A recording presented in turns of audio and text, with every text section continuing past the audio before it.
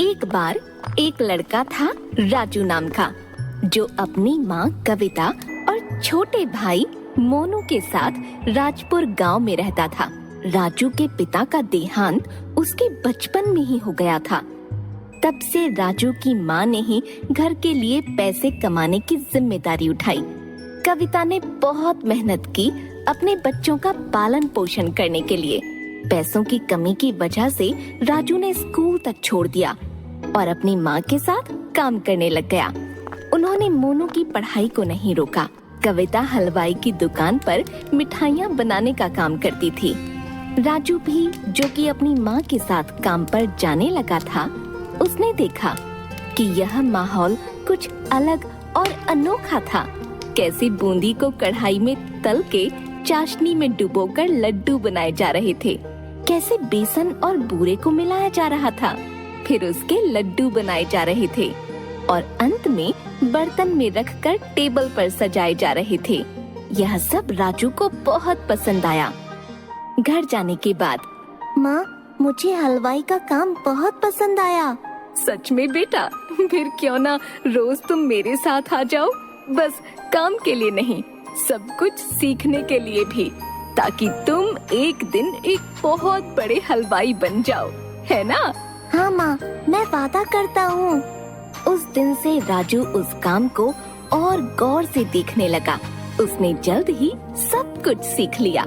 राजू को इस काम में बहुत दिलचस्पी हो गई और वह काम को बहुत जल्दी करने लगा। बाकी के सभी कारीगर राजू की कला को देखकर हैरान रह गए। सभी लोग उसकी बहुत तारीफ करते थे और उसकी माँ को भी अपने बेटे पर बहुत गर्व महसूस होता था। इसी तरह राजू ने 5 साल मन लगाकर काम किया। इसी दौरान राजू की माँ की तबीयत अचानक खराब हो गई और उसने काम पर जाना बंद कर दिया। अब राजू अकेला था, जिसको अपनी बीमार माँ को संभालना था और भाई की पढ़ाई को भी। दुकान पर की गई कमाई उनके लिए काफी नहीं थी, तो राजू ने सोचा, क्यों ना मैं अपनी दुकान खोल लूं। राजू माँ से बोला, कब तक मैं हलवाई की दुकान पर काम करूँगा? हमें अपनी समस्याओं को समाप्त करना है, तो मुझे लगता है कि हमें अपनी खुद की हलवाई की दुकान खोलनी पड़ेगी। बच्चे, यह तो बहुत अच्छा विचार है, पर पैसों के बिना कोई भी काम शुरू कैसे करोगे? मेरे पास एक योजना है माँ।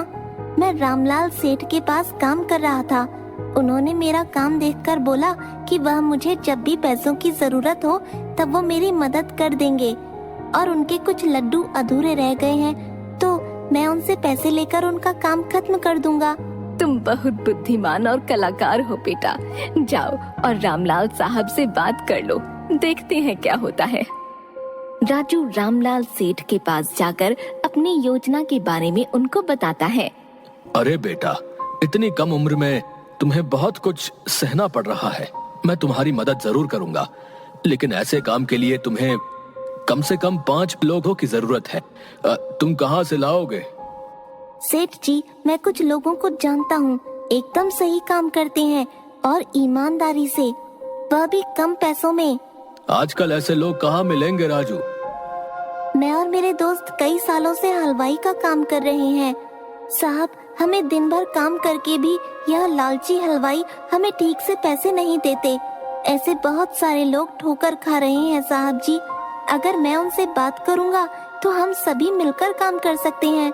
ये सब तो ठीक है बेटा, लेकिन कहाँ काम शुरू करेंगे?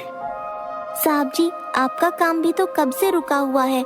मैं आपके घर से ही काम शुरू करूँगा। मैं आपके बचे हुए लड्डू देखते ही देखते खत्म कर दूंगा, देख लेना।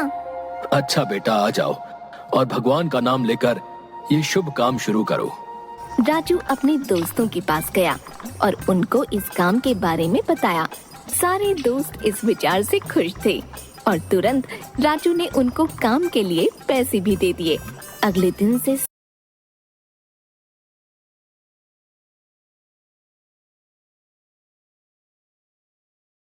सबको काम पर लगना था। सारे दोस्त इस विचार से खुश थे और तुरंत राजू ने उनको काम के लिए पैसे भी दे दिए। अगले दिन से सबको काम पर लगना था। अगले दिन राजू के दोस्त आए अपना अपना सामान लेकर। राजू ने बचे हुए पैसों के साथ बाकी का सामान लाया, जैसे कि बेसन, बूरा, घी वगैरह के दोस्तों के आने से पहले ही उसने सारा सामान तैयार रखा। सब लोग इस नए काम को लेकर बहुत खुश थे, क्योंकि वह सब जवान थे, तो वह काम को जल्दी जल्दी करने लगे। राजू सभी को सही दिशा दिखा रहा था काम करने की, और देखते ही देखते 10 दिन में सारे लड्डू तैयार हो गए। रामलाल के लड्डू खा के सभी दंग रह गए।